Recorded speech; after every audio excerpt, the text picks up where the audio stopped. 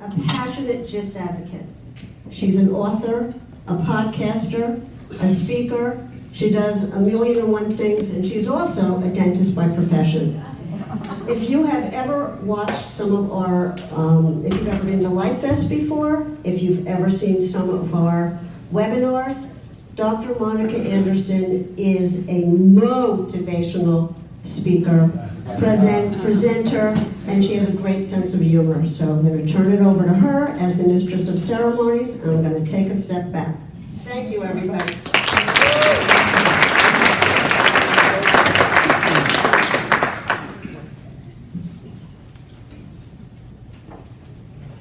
Thank you so much for that wonderful introduction and for this opportunity. It's really, really great to be here. I speak in front of a lot of groups, but Gary just asked me, do I get nervous? And I said, for this group, I spoke at Life Fest, was it 2016 in Torrance, and again here today, and I've done some other things that she mentioned, but there's no other group where I'm this connected, where I am a gister. I was diagnosed 10 years ago, and to know that we share that journey, that if I have to throw the mic down and run to the bathroom, you'll understand. Just makes it a different type of speaking engagement for me. It was really, like they had the food labeled. I didn't have to ask what had dairy and gluten. This is wonderful. I'm not nervous at all, but I am very, very honored to be here. Even though I have been very active with the Life Rep group, I'd like to just briefly share my own journey because we have a lot of new people, and I remember when I discovered this group online late at night, one night, my oncologist hadn't mentioned it, none of my providers had mentioned it. I'd gone to the Lance Armstrong group, they weren't talking about anything I understood. I went to Susan Coleman's group, they weren't talking about anything I understood, but then I found this group online and just saw the word GIST, and it was prominent. It wasn't down like miscellaneous other things that we do here. And it was transformational for me. And then I was able to find a provider who specialized, but I was diagnosed in 2012 in the ER like a lot of you. I thought I had food poisoning, and it turned out to be a mass.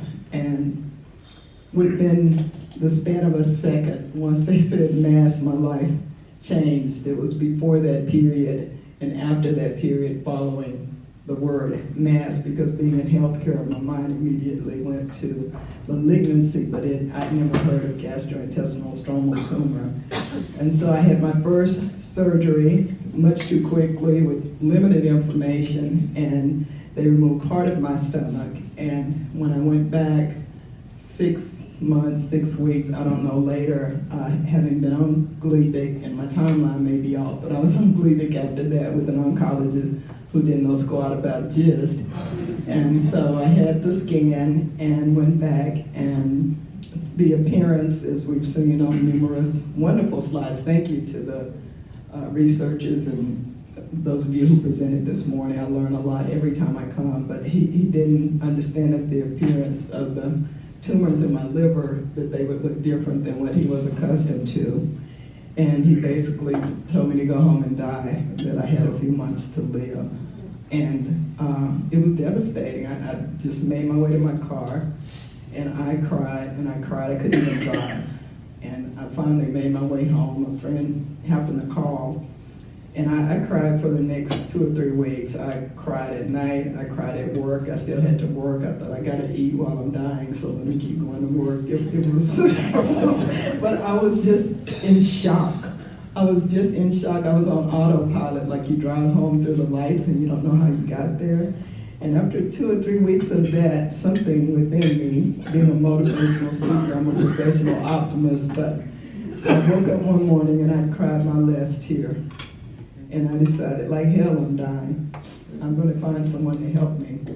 And the Life Rep group really was a life rep for me. And so when I say thank you, when I say I'll do anything you guys need me to do, I mean it. And if anyone has had similar surgeries, the second time I had a recurrence, even with my new doctor, and they removed all of my stomach, part of my pancreas, part of my spleen, an adrenal gland, some other stuff. I don't even remember, but For those of you who are newly or not long ago diagnosed, it will get to the point that you don't remember every little detail of everything that's happened to you. Right now, it's just going through your head, and you tell everybody you meet about your exon 11 and exon 9. At some point, you won't feel the need to tell everyone, but you'll become accustomed to your new normal. And so I don't know how I eat without a stomach, and I don't feel any need to explain it anymore. I'm just grateful. And that's what I want you to do, is just be grateful and to accept your new normal and to make the best of your life. Get rid of the toxic people, the toxic thoughts, and live your best life. And with that, I'm going to tell you one more quick story. I don't know how much time they give me. Where's the lady who gives you the little encouragement? Oh, okay. I saw her standing there, and I think she was giving them cards that said, "You're doing a great job. Keep it up." You're doing a great job. Keep it going. Thank you. Okay, I'm going to tell you this, and then we'll go on to the people who do deserve an award. When we went virtual exams with 2020 with COVID, right? So at that point, I'd gone from 2010 to 2020, from 2012 to 2028 years, going in every 3 months, seeing the provider, getting an exam, getting blood drawn. He's mashing lymph nodes and pressing everything. And then 2020 came, and I went to make my appointment, and they said, "Oh no, we're going to do it online." I was like, "What?" I think this is essential or whatever. I think I need to come in. This is what I do. And they said, "No, you can talk to your provider virtually." So I came on with my provider at UT Southwest and Dr. Burma, and I said, "First of all, I want to speak with HR or the advocate people or somebody." And he said, "Why? What is the problem?" I said, "I've been coming there every 3 months. You've been mashing on me and pressing on me and stuff. That didn't need to be done, apparently." So, I want to speak with somebody. I guess they improved their diagnosis technique. I don't know what happened, but now we don't have to go in, so great. That's just great. I do want to thank the providers, the researchers, the pharmaceutical companies. I see my buddy Stephanie from Decipher. I don't want to forget anybody. Our caregivers. Stacy. When Stacy got up and said we were diagnosed, like, didn't you just feel something? We all have somebody like that in our lives who has just taken this on with us, because it's a lonely journey by yourself, but somebody who says we got diagnosed, we're getting treatment, we're going to get surgery. If you're a caregiver, that we makes all the difference in the world. We need your we, and we are so, so grateful for you, so, so grateful for you.